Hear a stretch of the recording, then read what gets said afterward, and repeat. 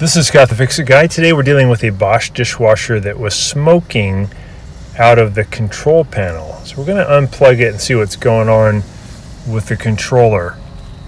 So we're going to remove some of the Torx 15 screws that are surrounding the controller near the top of the door.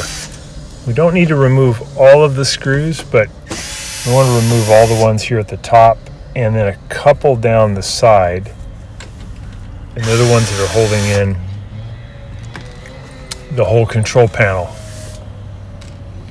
I got a feeling that some of the components inside the controller itself are damaged.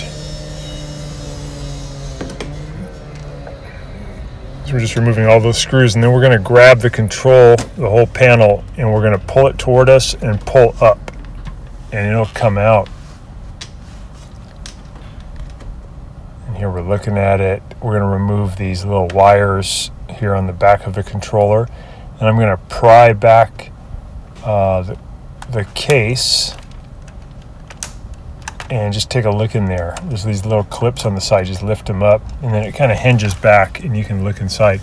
Yeah, and we can see it's all burned up in there. So it looks like the heater relay just got overheated and basically caught on fire. So luckily the fire didn't spread, but we noticed some smoke and also noticed like a buzzing sound. And if that's the case, it's important to unplug your dishwasher and take a look inside to see what's going on. I'm just pressing on these little tabs, and now the whole controller comes out of the frame. I got the wires disconnected. I'm going to open it up and take a better look. Yeah, so it really got burned up. It looks like everything's still intact except that one relay. That's the heater relay. And it must have got overheated, or somehow there was a short circuit, and we got a lot of damage. There's been a lot of house fires that have come from this too, so nothing to fool with. Just thought I'd show you guys what that looks like.